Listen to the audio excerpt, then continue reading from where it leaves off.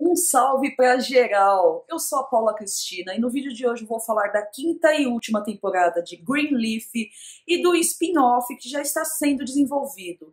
Qual será o personagem principal da família Greenleaf que vai fazer parte desse spin-off? Fica comigo até o final, se inscreva no canal, ative as notificações e fique à vontade, porque hoje no Onde Está o Controle tem Greenleaf.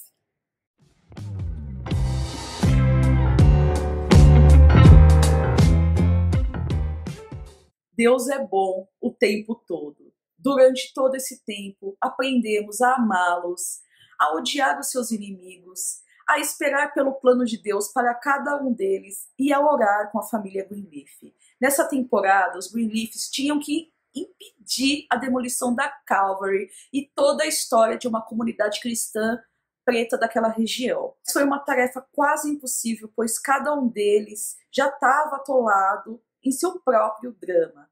Foi interessante como o roteiro mostrou como que a interferência da Harmony Hope, que não era só uma interferência nas músicas, nos cultos de domingo, mas também em toda a sua base. Para o afro-americano cristão, a igreja ela não se separa da sua vida social, pelo contrário, ela integra a sua vida social, a sua vida política e principalmente a sua vida racial. Então, quando se vai na igreja, é um lugar seguro, onde ele também pode expressar a sua identidade. Assim, Black Jesus não combina com a Harmony Hope.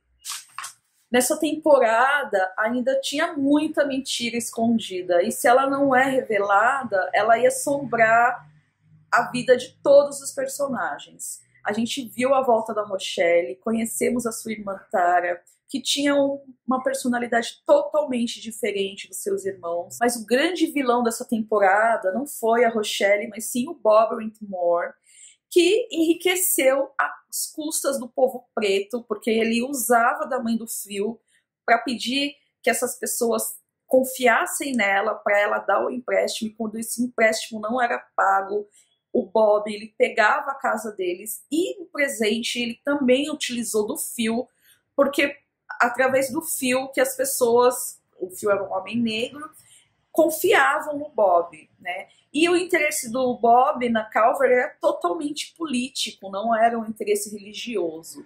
E no sétimo dia, quando a família Greenleaf finalmente descobriu quem que era o verdadeiro herdeiro da mansão, o pastor decidiu contar toda a verdade. Ele disse para os seus fiéis que sim, muitas vezes ele usou do seu poder, usou do seu rebanho, que ele se cegou pelo dinheiro e pelo sucesso, e que na época, quando ele recebeu a mansão como herança, porque a mansão foi o começo de tudo, por causa dela que ele conseguiu um empréstimo para construir a Calvary, ele sabia sim que tinha alguma coisa de errado, mas ele não quis checar os fatos, porque ele estava tão feliz e ele foi se cegando por uma neblina.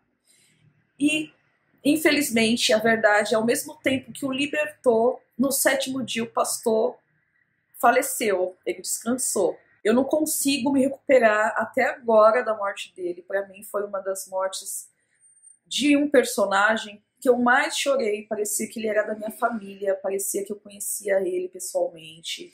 Muitos fãs ficaram revoltados com a morte do pastor, mas a gente meio que já estava sendo preparado para a morte dele, porque ele disse numa temporada passada que ele tinha tido uma revelação de Deus, que ele ia morrer em cima do púlpito, rodeado pela sua família. Mas não era o plano de Deus esse para ele. Ele precisava primeiro se libertar das suas mentiras, se libertar dos seus pecados, porque ele não era um homem ruim, apesar de tudo isso. Ele era assim, um homem humilde, ele era um dos melhores personagens da série. E aí sim, depois que ele se libertou, contou a verdade, ele morreu rodeado por sua família. E de May, uma personagem que a gente meio que era entre o amor e o ódio com a Lady May, porque sim, ela era uma anti-heroína, mas conforme foram passando as temporadas, ela foi se transformando. Nessa temporada, ela era uma Lady May totalmente diferente, ela pode perceber pelas roupas.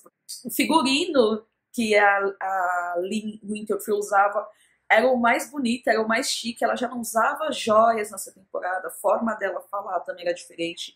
E realmente ela escutou a palavra de Deus, e realmente ela entendeu o que era o propósito de Jesus Cristo, que era ajudar os humildes.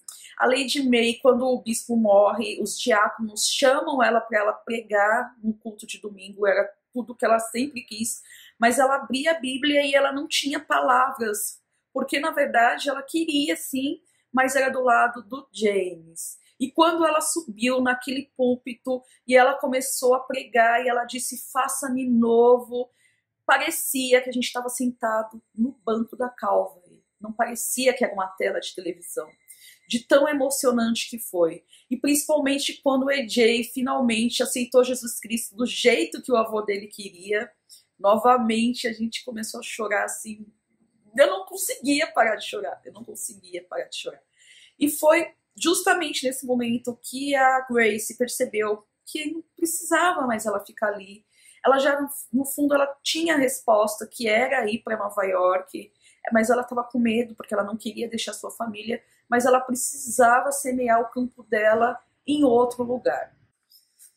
Sim, apesar de todas as pontas do roteiro se amarrarem, né? Eu gostei do final, apesar da morte do Bispo James. Eu acho que tem sim um espaço para o spin-off, ainda tem personagens incríveis.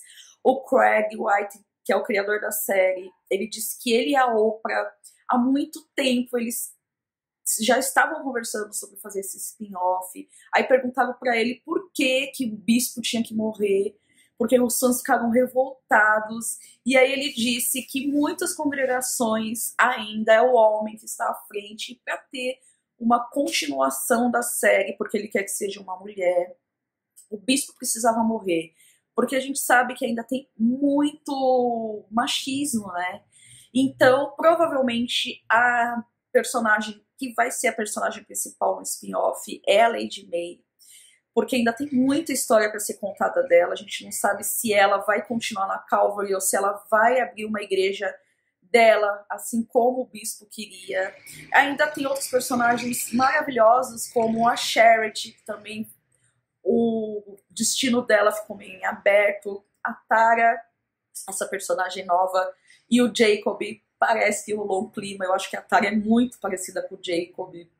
Então ainda tem muito pra gente ver de Greenleaf. Greenleaf, ela fez história, ela é uma das séries mais importantes do OWM, que é o canal da O. E nunca foi visto um Black Cast falando sobre fé e fé negra. Os fãs falaram que não querem assistir o spin-off porque o pastor morreu, mas eu duvido, porque eu tenho certeza que esse spin-off ele vai ser feito com muito carinho, com muito cuidado, e não vai decepcionar. E para você, qual que seria o seu personagem principal que você fala: ó, eu gosto desse personagem, eu quero que esse personagem seja o personagem do spin-off? Diz para mim aqui nos comentários. Não esqueça de contribuir com esse vídeo, se inscrevendo no canal, deixa o seu like. Deus é bom o tempo todo. Obrigada por ficar comigo até aqui e a gente se vê no próximo vídeo.